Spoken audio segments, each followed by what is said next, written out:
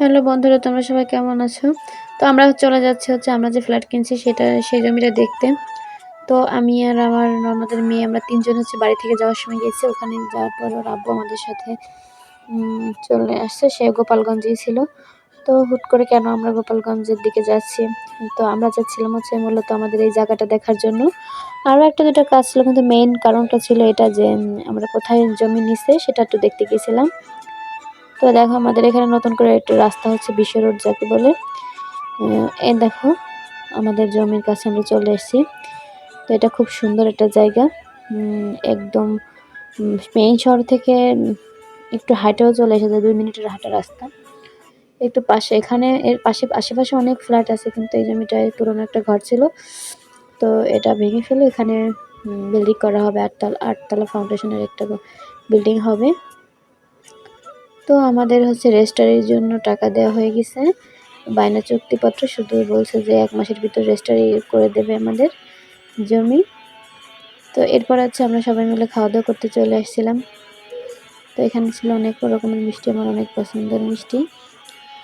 তো শোনো, তোমরা সবাই আমার জন্য একটু দোয়া করো। আমি অনেক অসুস্থ, যার কারণে ভয়েসওভারটা ভালোভাবে দিতে পারতেছি না, কারণ অনেক ঠান্ডা জ্বর, তার ভিতরে শরীরটা অনেক দুর্বল। মনে করো যে আমি উঠে হাঁটতেও পারতেছি না, এত পরিমাণে দুর্বল শরীর লাগতেছে।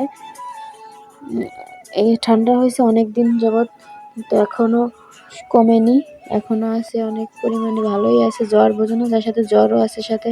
তোমরা সবাই সাবধানে থাকবে, কারণ এই সিজনটা এরকম হঠাৎ আবহাওয়া পাল্টাইছে, যার কারণে ঠান্ডা জ্বরই সবারই হচ্ছে। হঠাৎ আবহাওয়া পাল্টানোর কারণে সবার ঠান্ডা জ্বর হচ্ছে। আমি দেখছি আমার আশেপাশে যারা আছে তাদের সবার হয়েছে। তো এখানে আমি আমার মেয়েকে একটু খাওয়াই দিয়েছিলাম, কারণ আমার মেয়ে এখনও খাবার খেতে পারে না, যার কারণে।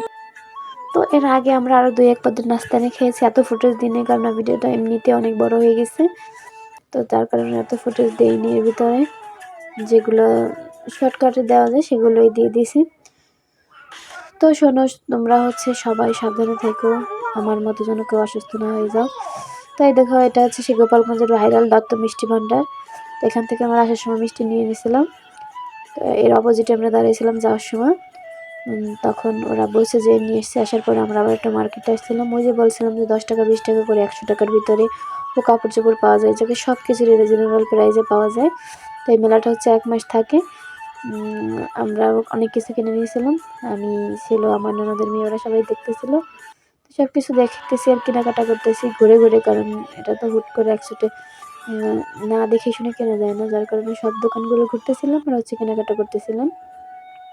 এখান থেকে আমি 3টা হিজাব নিয়েছিলাম, একটা আমার ভাবির, 2টা ওই কালার, ওই পিঙ্ক কালার 2টা নিয়েছিলাম 2 ভাবির জন্য, আর পাতা কালার একটা নিয়েছিলাম আমার মায়ের জন্য। তো তারপরে আমাদের আর একটু কাজ ছিল অফিসে, সেই কাজটা সারতে গেছিলাম। এটা কেন গেছিলাম সেটা পরে এক সময় বলবো। তো তারপরে আমরা আস্তে আস্তে করে বাসার দিকে রওনা দিয়ে দিয়েছিলাম। তো আমার সে অর্ধেক আগাই দিয়ে আমার ননদের কাছে, তারপরে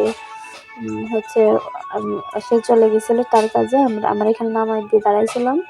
পরে তারা যখন আসছে তখন আবার আমি তাদের সাথে জয়েন হয়েছি। তো বাজারে যে একটু টুকটাক কেনাকাটা ছিল, তো সেটা করে নিয়েছিলাম। তো তোমরা সবাই ভালো থাকবে, সুস্থ থাকবে, আর নতুন নতুন ভিডিও দেখার জন্য অপেক্ষা করবে।